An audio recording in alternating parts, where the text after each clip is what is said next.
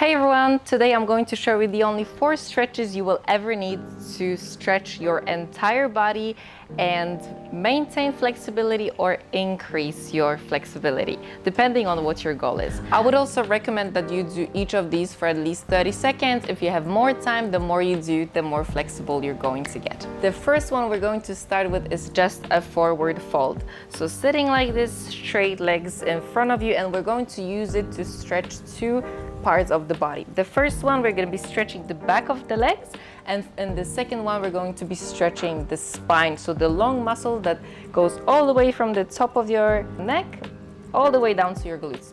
If you're sitting in this position and you find that it already stretches and it is a little bit uncomfortable to sit here, you're going to need something to put under your bum, just like this. And from here, we're going to start with stretching the back of the legs. So chest nice and high, thinking about almost arching our backs. And from here, we're going to be bringing our tummy and our chest down to our thighs and knees, like this. Lifting up, leaning forward. And if you find this difficult to do, you can be putting more cushions or towels under your glutes. The higher your glutes are, the easier it is to do this stretch.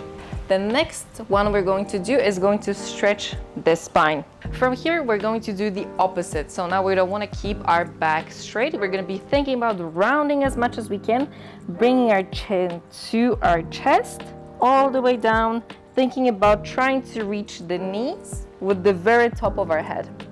If you want, you can be helping a little bit with the hands, but very gentle with the hands, pushing the head down to the chin. If you find that this stretch is a little bit like tingly, it is because this stretch doesn't only stretch your muscles, but it also stretches your nerve pathways along your spine. So you may feel a little bit of tingling in the back of the legs and also in your back. If you feel sharp pain in the back here, that is not too good, so then you don't want to be doing this stretch. And this video is too short for me to explain why, but I have some other videos that will give more guidance on this. Leave me a comment if you feel pain in here and I will try to help you.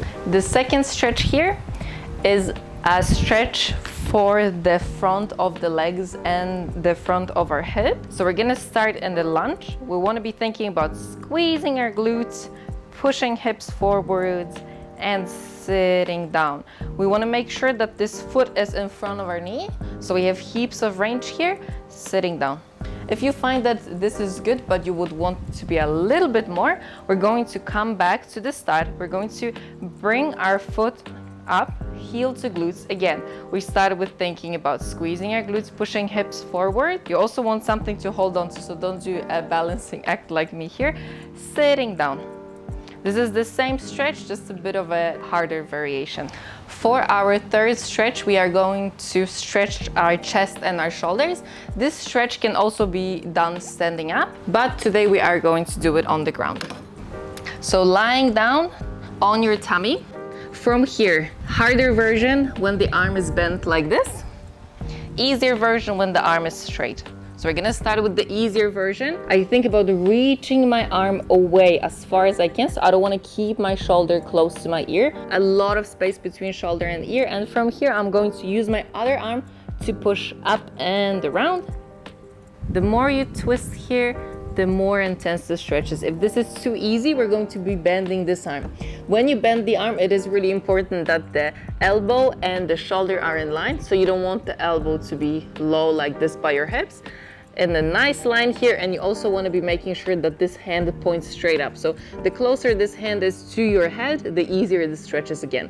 And again, once you have gone past the middle and this hand is away from the 90-degree angle here, again, the stretch becomes easier. And from here, we do the same, push away and twist. Again, 30 seconds on each side. This is an amazing stretch for your shoulders and your chest.